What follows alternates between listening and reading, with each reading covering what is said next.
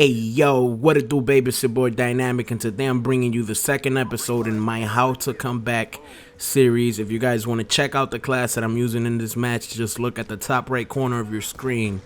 So in this game, what I really want to show you guys is how I was able to come back from a match that I was doing poorly, and my team was also not doing so well. Individually, I managed to save my game, and as a team, we also managed to win the game. And basically, this is an explanation of what I was thinking while I was playing the game. What were my thoughts? So as you can see in my score streaks, I'm using the Stealth Choppy, the AGR, and the Dragon Fire. And I actually think that it was a mistake using the AGR because the AGR moves around too slow. And yesterday while I was playing, I managed to get it more often than not, but every time I got it, it probably only got one kill. It just moves too slow. So don't use the AGR for team deathmatch. Scrap it out, because I think there's better score streaks that you can use. I was just testing it out to see if it was useful, but if you play kill confirmed or something like that, or domination, then it is very useful for it to run around in the zone. But if you're playing team deathmatch, unless you're gonna control it, and even if you control it, I wouldn't recommend it because it's just way too slow. And since team deathmatch is only 75 kills, then by the time you get it and it starts moving around slowly like a damn hippopotamus or something like that, by the time it gets one kill, it would have wasted already like a minute or something like that. So I just don't recommend it. Don't use it. I'm actually thinking of switching it up. I'm actually thinking of using maybe I don't know, what should I use? I'm gonna try to use the Lodestar, because maybe that way I get the score streak and then I'll just unload on people. Wow. But as for this match, you can see that I'm winning the match. And well, we are winning the match, but I don't know what happens somewhere in the middle of the match, but we start losing.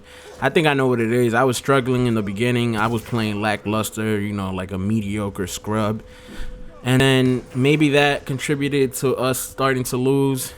But then I guess my score streaks started helping me out towards the end. But what I'm doing here is, if you guys notice this gun, there was a host migration in this match. Okay, I guess there was. So if you notice the gun that I'm using, since team deathmatch and I'm trying to get kills as fast as possible, I don't want to use the burst fire from the gun. I'm actually using automatic fire. Put select fire on it, slapped it on, and with a silencer, this gun works amazing. Like you guys wouldn't even. It still kills pretty freaking fast, even with the silencer, and you just gotta try it out. But I was having bad luck in the beginning of the game. I decided to not go anywhere where my teammates were, because usually where your teammates are at, you're not gonna get a lot of kills. And if you're a player if you have the skills to actually get score streaks on a regular basis, then you want to be usually in a spot where you could be by yourself, where you could flank the other team and get a couple of kills and make it that much easier for you to get your score streak. Now, since I told you guys that I'm using the AGR, next time what I'm going to do is I'm going to take the AGR out, and my Stealth Choppy is going to be on my second, is going to be right in the middle, and then I'm going to have a Lodestar on top of it. So I'll have 3 score streaks that'll probably get me a lot of kills if I do get them, because the Dragon Fire, that thing is working. That thing works now, guys. It has, after the patch, man, you guys don't even know. The whole theory behind winning team deathmatch, which is not even a theory at all, is trying to get as many kills as possible with the least amount of dying, with the least amount of deaths.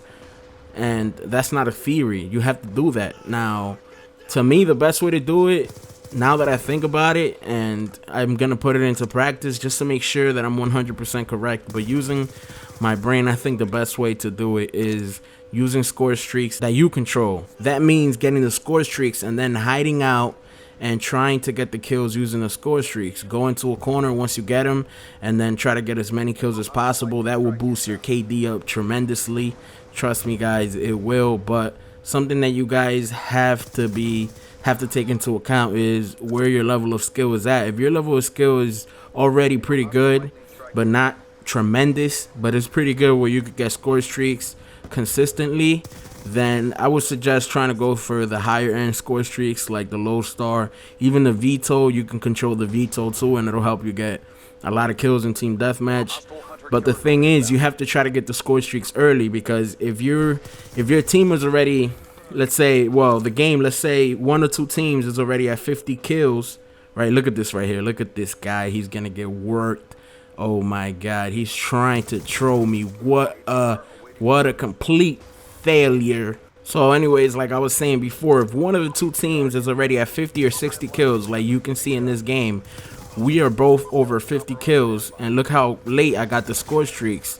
Now I've gotten more benefit out of the AGR, maybe the stealth chopper. I'm not sure if the stealth chopper survived everything, but I would have gotten more kills had I gotten the score streaks earlier. So remember, it's always best in team deathmatch to try to get the score streaks as early as possible.